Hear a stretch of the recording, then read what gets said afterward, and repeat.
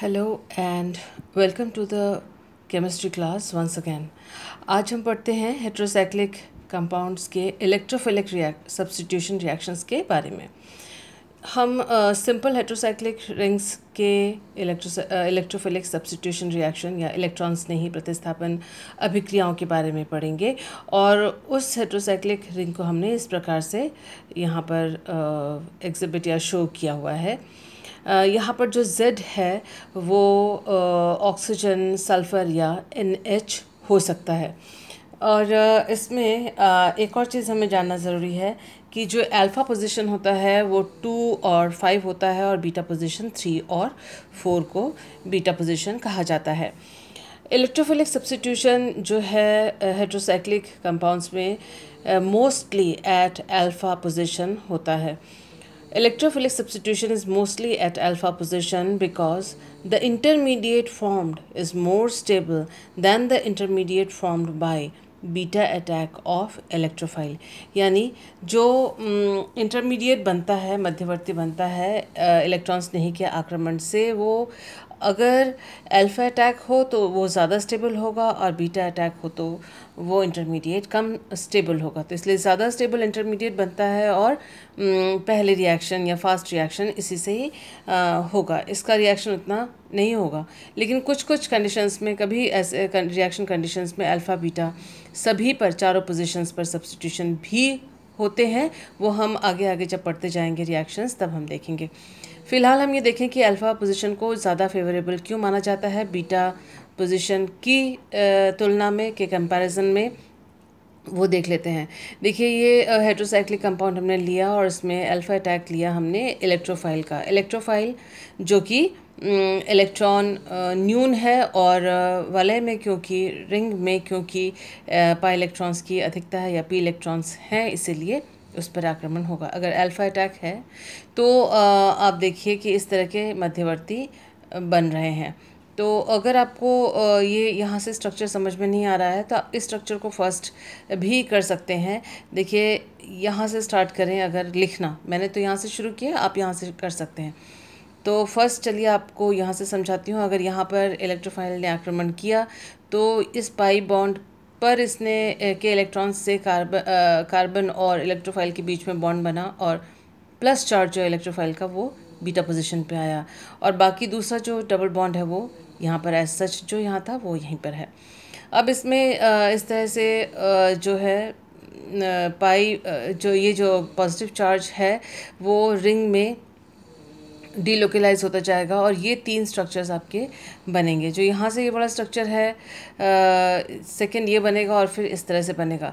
और ये जो तीनों स्ट्रक्चर्स हैं इनसे आप देख सकते हैं कि 3 रेजोनेटिंग फॉर्म्स और इसमें जो एंड में जब हाइड्रोजन का निष्कासन होगा तो कार्बन हाइड्रोजन बंध के इलेक्ट्रॉन्स इन दोनों कार्बन के बीच में पहुँच जाएंगे और ये कार्बन हाइड्रोजन बॉन्ड टूट जाएगा। इस बंध के दोनों इलेक्ट्रॉन्स अगर इस कार्बन और इस कार्बन यानी सेकेंड कार्बन और थर्ड कार्बन के बीच में पहुंच जाए तो यह डबल बॉन्ड हो जाएगा और हाइड्रोजन H+ के रूप में निष्कासित हो जाएगा।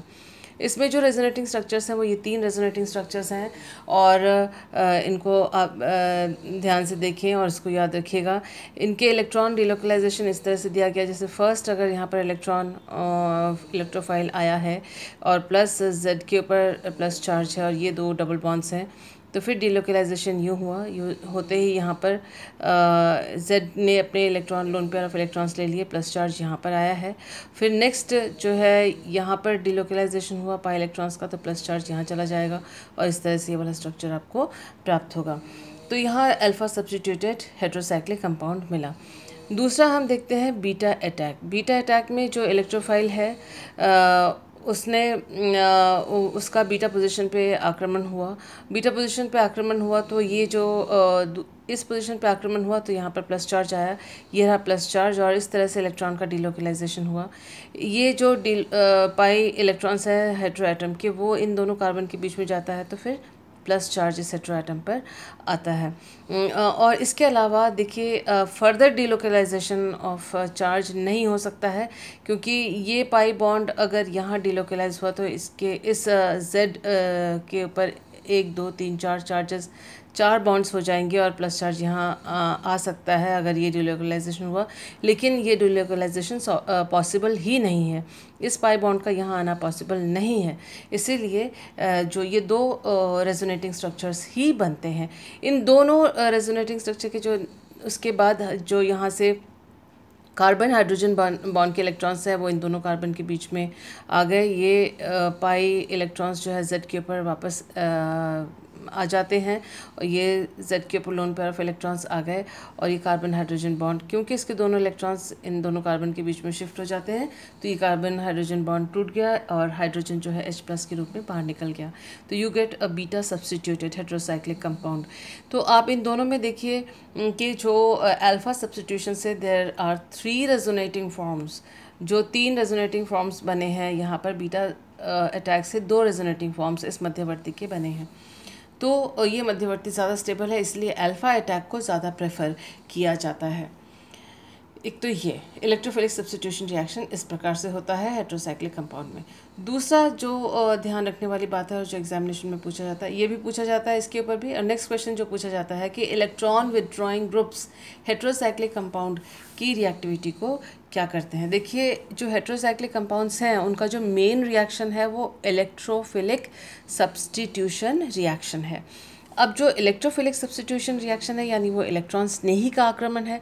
इलेक्ट्रॉन स्नेही यानी वलय पे ज़्यादा अगर इलेक्ट्रॉन्स हों तो वहाँ पर वो आक्रमण करेगा, लेकिन यदि इलेक्ट्रॉन विथड्रॉइंग ग्रुप्स यानी इलेक्ट्रॉन आकर्षी समूह जैसे COOH, SO3H, ये सारे जो ग्रुप्स लिखे हुए हैं, ये ग्रुप जो कि -m प्रभाव के द्वारा वलय के इलेक्ट्रॉन्स को, रिंग के इलेक्ट्रॉन्स को मीज़ोमेरिज्म के द्वारा अपनी ओर आकर्षित कर लेते हैं, अपने पास अट्रैक्ट कर लेते हैं। तो ये जो ग्रुप्स हैं electron withdrawing groups heterocyclic ring में इलेक्ट्रॉन की कमी ला देते हैं, क्योंकि ये सारे जो ग्रुप्स हैं वो अपनी ओर इलेक्ट्रॉन्स ले लेते हैं और वलय से इलेक्ट्रॉन्स ले लेते हैं, वलय के इलेक्ट्रॉन्स को अपनी ओर खींच लेते हैं। जब वलय में इलेक्ट्रॉन्स की कमी होगी तो इलेक्ट्रोफाइल कितनी आसानी से आक्रमण करेगा, आसानी से आक्रमण नहीं कर पाएगा। इसीलिए यदि इलेक्ट्रॉन विथड्रॉइंग ग्रुप्स हैं हेट्रोसाइक्लिक रिंग के साथ लगे हुए तो फिर इलेक्ट्रोफिलिक जो अटैक होता है वो मुश्किल हो जाता है। तो यहाँ देखें कि electron withdrawing groups for example COOH, SO3H, CHO etc.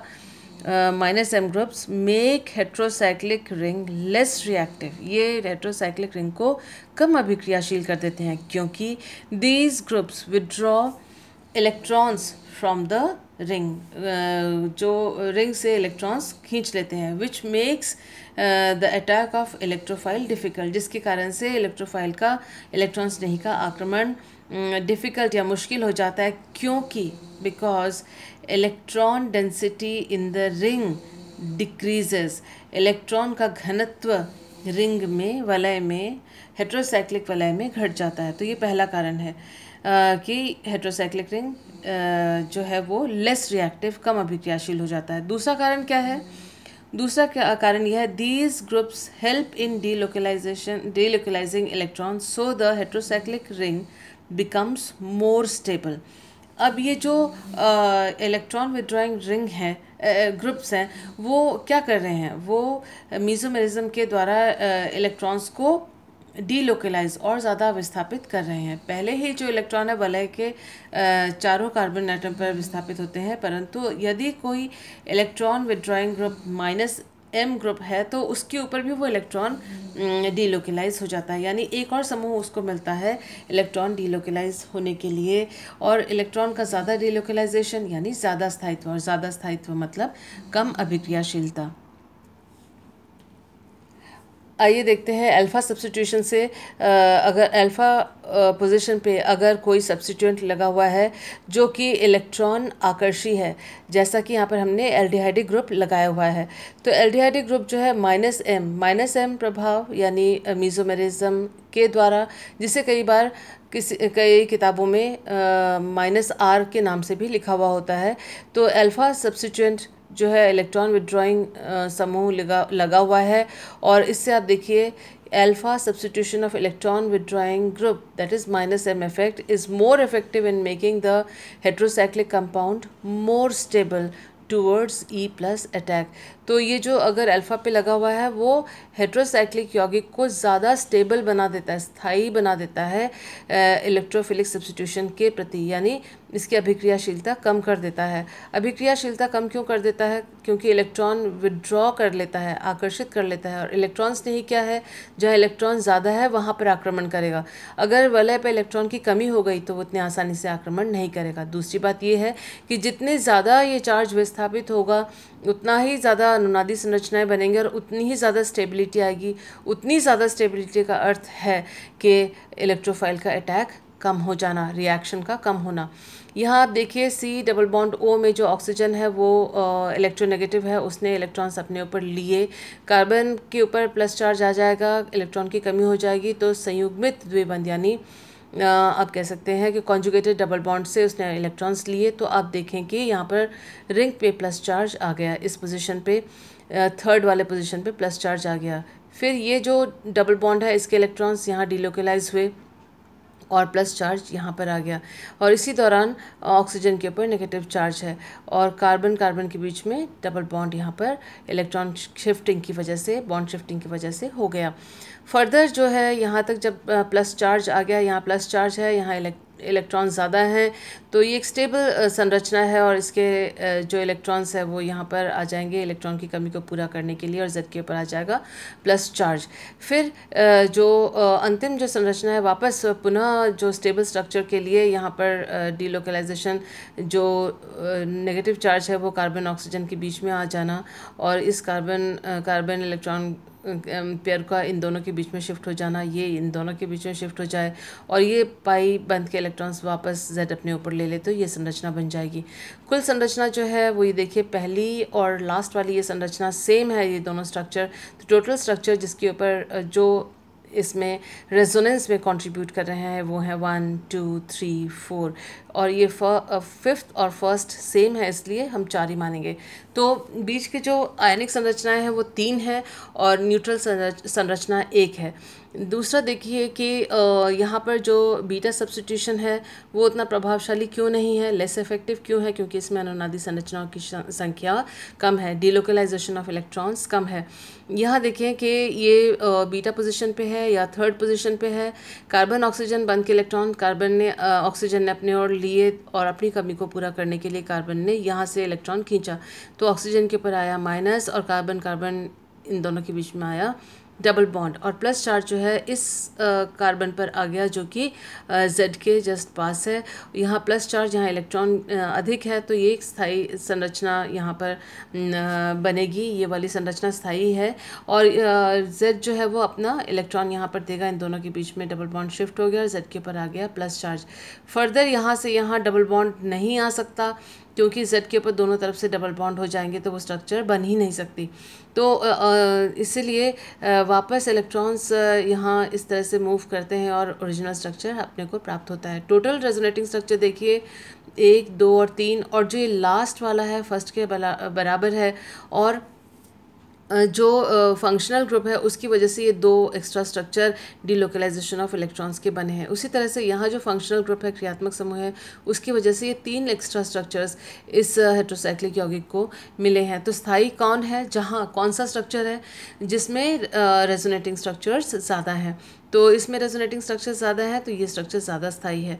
वलय में प्लस चार्ज है तो इलेक्ट्रॉन्स नहीं का आक्रमण होना मुश्किल है। वलय में कहाँ कितने प्लस चार्ज हैं? 1 2 एंड 3 प्लेसेस पे जो है 3 एटम्स के ऊपर प्लस चार्ज है, इसलिए इलेक्ट्रॉन्स नहीं का आक्रमण थोड़ा सा मुश्किल होगा। जब बीटा सब्स्टिट्यूशन है, वलय में कितनी जगह प्लस चार्ज है? देखिए 1 और 2 जगह पे प्लस चार्ज है, तो आप देखें यहाँ पर इसकी तुलना में आसानी से आक्रमण होगा इलेक्ट्रोफाइल का, इसीलिए बीटा सब्स्टिट्यूशन से स्थायित्व पे कम प्रभाव पड़ता है, जबकि अल्फा जो सब्स्टिट्यूशन होता है इलेक्ट्रॉन विथड्रॉइंग ग्रुप का, उससे ये जो संरचना है ज़्यादा स्थायी होती है। तो इसके स्थायी ज़्यादा हुआ, स्टेबल ज़्यादा हुआ तो रिएक्टिव कम होगा, यानी इलेक्ट्रोफाइल का अटैक कम हो जाएगा। ये कम स्थायी है तो इसमें इलेक्ट्रॉन का, इसमें जो रिंग है उसमें प्लस चार्ज केवल 2 जगह पे है, तो इसलिए इलेक्ट्रोफाइल जो है इजी अटैक कर सकेगा इसके तुलना में, अल्फा सब्स्टिट्यूशन की तुलना में। और यहाँ जो है स्टेबलाइजेशन कम है, स्थायित्व कम है, तो रिएक्टिविटी ज़्यादा है। दूसरी चीज़ जो हमें देखनी है, अब तो हम ये बात कर रहे थे इलेक्ट्रॉन विड्रॉइंग ग्रुप के लिए, तो उसका जस्ट रिवर्स एक्शन होगा इलेक्ट्रॉन डोनेटिंग ग्रुप्स का। इलेक्ट्रॉन डोनेटिंग ग्रुप्स जैसे OH, NHR, NR2 एक्सेट्रा, ये सारे ग्रुप्स देखिए, इनके ऊपर इन पर एक ना एक एटम ऐसा होता है जिसके ऊपर लोन पेयर ऑफ इलेक्ट्रॉन्स होते हैं। तो ये जो लोन पेयर ऑफ इलेक्ट्रॉन्स हैं वो रेजोनेंस के द्वारा यानी +m प्रभाव के द्वारा वो वलय को इलेक्ट्रॉन देते हैं। ये +m प्रभाव है, आप नोट कर लीजिएगा, कॉपी में लिख लीजिएगा। इनका +m प्रभाव होता है और इनके ऊपर प्लस चार्ज आता है रेजोनेंस के द्वारा, इसीलिए +m प्रभाव कहा जाता है।